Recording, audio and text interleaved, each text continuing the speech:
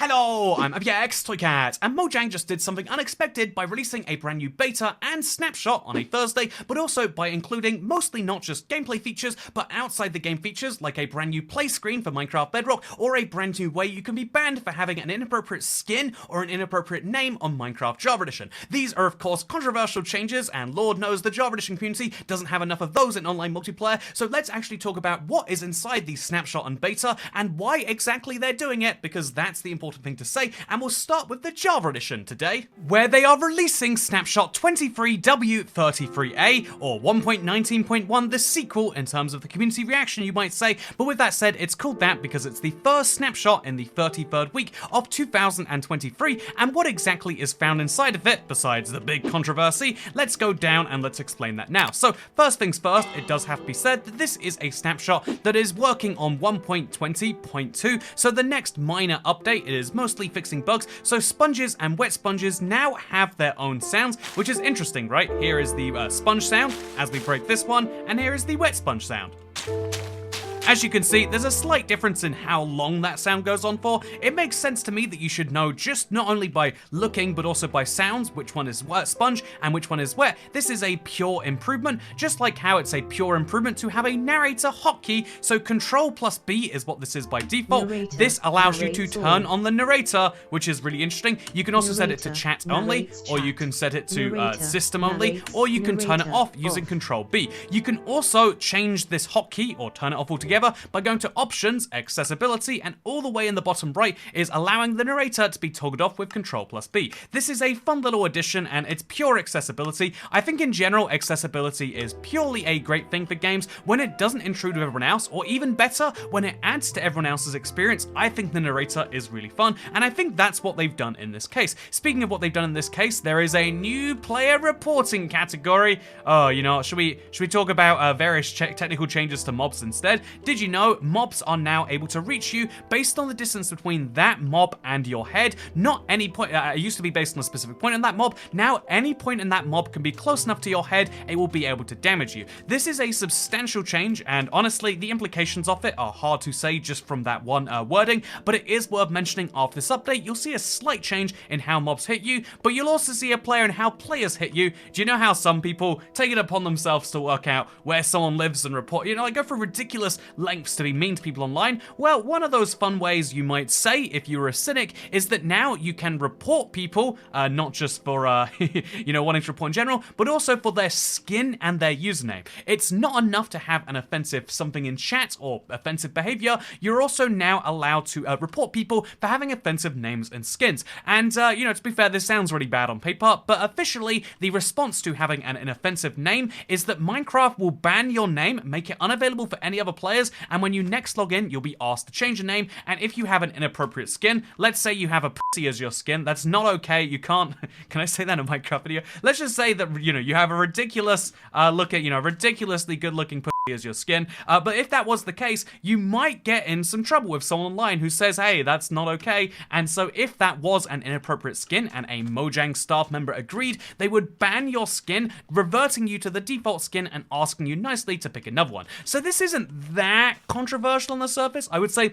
taking away people's long-earned names if they happen to be offensive is a little bit on the questionable side, but the thing where this gets questionable is where it leads to bans. So if you repeatedly break the skin rule, if you continuously make new skins, or if your skin is egregious enough, or your username is egregious enough, Mojang has the right to just ban your account. They say they in fact totally will, and that's where this gets a bit more controversial. Should Mojang have the ability to ban accounts for playing online on private servers? You know, these aren't Mojang controlled servers with offensive skins. They own the skins, they own the, they might even own the server, right? And is that okay that they can be banned? And this is where the whole 1.19.1 stuff comes in. I think we can dive into this more later, but it is where the kind of toxicity from it all comes from, but it is basically Mojang going from a decentralized approach to a centralized approach. They are now saying that it is our issue if you play on a private server with an offensive skin, and I think that's an interesting one. But you know what else is interesting? Several bug fixes, including one from 2012. So I'll show all the bug fixes on screen right now as usual, but I think before we dive into the whole what is Mojang doing here, we should also talk about what's going on the Bedrock Edition, because I do think there is a real world about,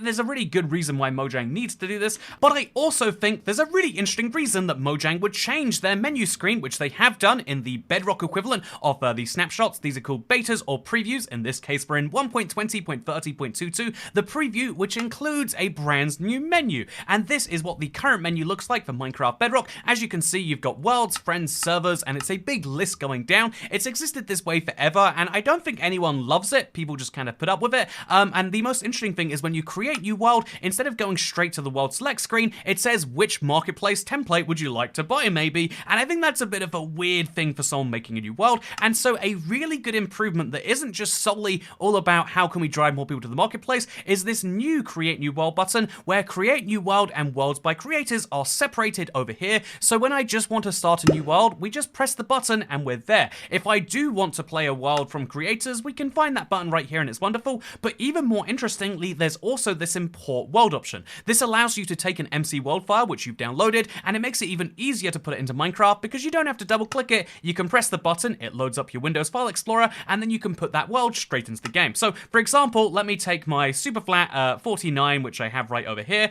I don't think I have Superflat 50. I'm worried there's some changes, but now you can see Superflat, but its back has been imported without me having to do anything outside of Minecraft. That's really cool. You'll also be able to see realms and servers here, and in general, I do like this more than the old UI, mostly because, again, if I'm playing Marketplace worlds, I know I'm there, but when I want to just make a new world, I know I'm pressing this button already. Also, something I think is interesting are these flags, which it has in other worlds, and also the fact that you can see so many at once. You know, I used to have 1,000 worlds. Wait, how many worlds? I have 6 worlds now. I used to have over 1,000, and being able to scroll 4 at a time and see the pictures in big screens would really help me know what I'm actually looking for, and I know that's a niche case, but most people do have more than 4 worlds, so seeing them all at the same time is a great movement towards the old UI from, I think, literally 5 years ago now. Speaking of things from 5 years ago, let's go into mine the 1.21 preview world, which will remind me is in fact a experimental world with that new UI, and let me show you the other changes they've made in this particular preview, because they did make an announcement, obviously. I'll tell you about this while the world loads up. They made an announcement that 1.20.20, 1.2020, would in fact be skipped. This is a really interesting change for them to make,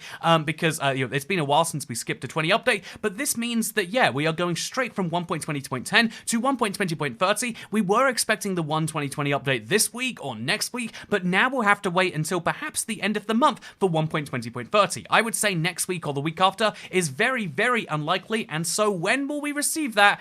Who knows for sure, but they've decided to just skip it altogether, which is a very intriguing move. The good news, at least, is that when it does come out, 1.20.30 will be bigger than a normal moderate update because it will basically include 2. Speaking of basically including 2, what is found inside of it? Well, the first thing is the calibrated sculk sensor. It used to be that when it was active, the big crystal would not glow with the rest of it, but now, in fact, it will, which is really handy for people who use this item, just like how you might enjoy terracotta. So this is terracotta, or red terracotta, green terracotta. I used it to make big salmon. I hope you enjoy, but this is only what it's been called in the game. Sorry, my lobster roll is arriving. One sec. Moments later. Sorry, that was an incredibly important delivery. Speaking of incredibly important deliveries, I think it's important to mention that although it's called terracotta in the game, it was called stained hardened clay in the commands, which is real weird. And if you wanted, if you did type that in, you'd get this by default. If you wanted a black stained hardened clay or a red stained hardened clay, you had to type in this whole painful command, which was just so much effort. And now in 1.20.30, you type in /set block, and then you type in the exact stained clay you want. So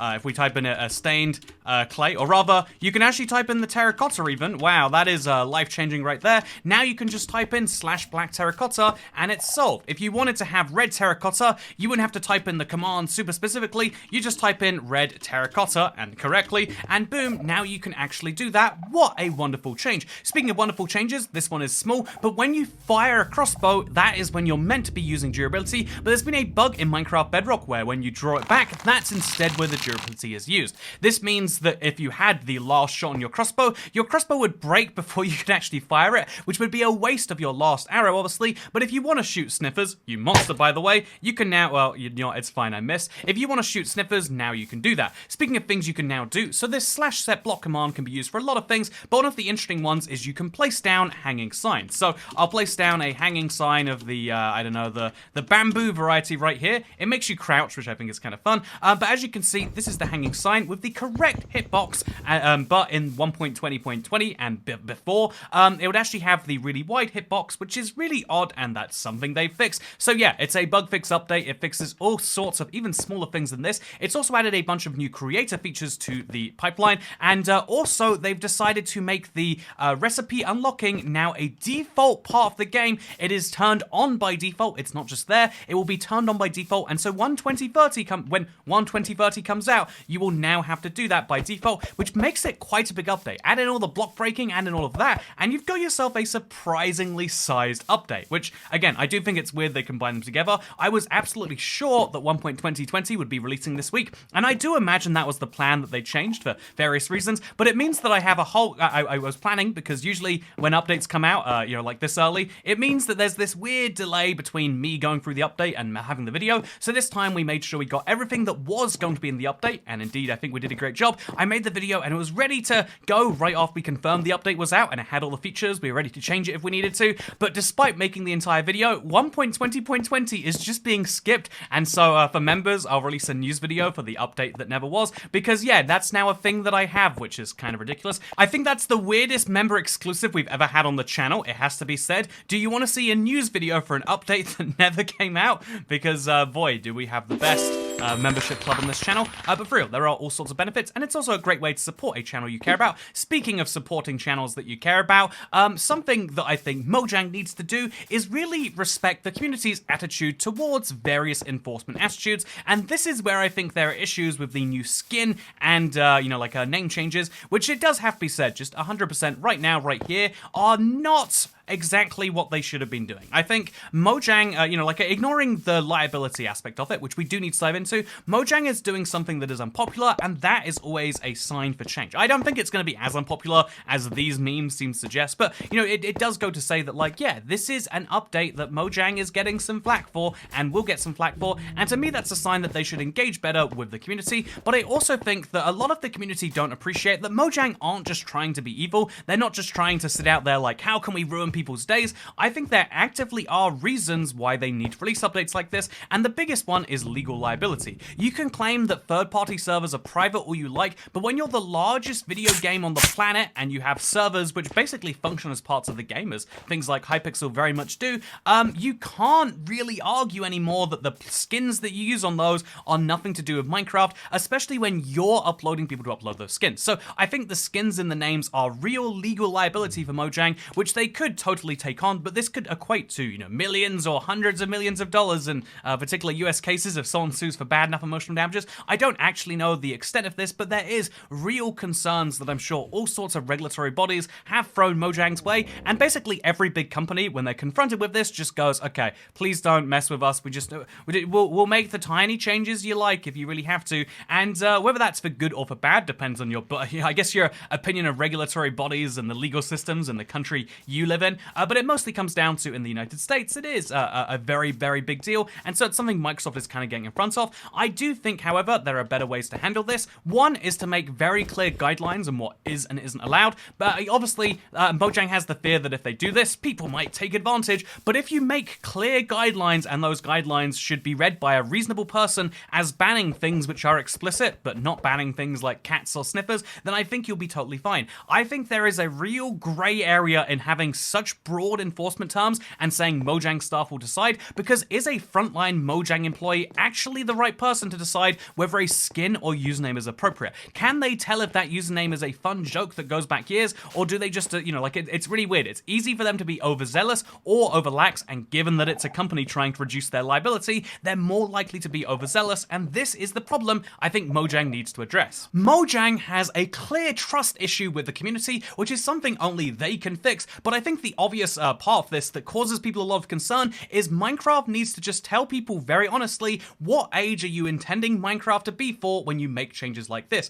Mojang says both times, they say like, oh, Minecraft is designed to be played by players of all ages, and then sometimes they're like, we have a very young player base we have to look after. Which one of those two things is it that you're prioritizing? When you're coming down on skins, do you need every skin to be visible by a 3-year-old with no accompaniment by parents, or do you need to admit that, yeah, actually, we think players below a certain age should only play if they have their parents' permission and they understand what they might be getting into in multiplayer? There's that big message that already says multiplayer not rated by the SRB. Is there anything more they have to do? I think just being honest about the actual guidelines of what's not okay would be important too. Obviously, a giant male genitalia skin might be too much to do on a public server where children are around, but maybe just having a slightly political themed skin that is maybe against the political wishes of whoever at Mojang is doing the enforcement, that is something people would feel differently about, and these are the important questions that someone at Mojang needs to be answering ahead of time, rather than claiming, wow, there's nothing we could have done, we just want to keep people safe, because keeping people safe in a way that they don't know or understand, or really even can,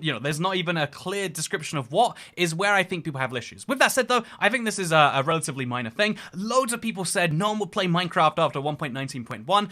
Microsoft has proven that, like, yeah, ultimately people love Minecraft so much that all these outrages are just small internet outrages, and the most important thing is making Minecraft better with the next update, whether that be 1.20.2 and 1.21.1, 1.21.0, I guess, yeah, those are the things that are kind of exciting people, but it's nice to see these small changes being made as well about sponges, whether it's sponges or whether it's the way that you can refer to terracotta now directly in the Bedrock menu. No idea why it was all merged before, but I love to see these tiny changes that make Minecraft a bit better day by day, and I guess I'm looking forward to 1.20.30 now. Anyway, by the way, I wasn't joking when I said it was a lobster roll delivery. It's a good looking one too. I'm gonna go eat this now. It's gonna be a good day for me, and yeah, if you want to support my purchase of delightful snacks to my door, then you can become a member right now and watch news videos for updates that didn't come out. Either way, I've been Toycat, and I hope you enjoy this video. I'll see you in the next one. Goodbye. Oh, it's cold. Now, I recorded an update video instead of eating my lobster roll, and now I'm suffering for it. Okay, I'll see you in the live stream later. Bye.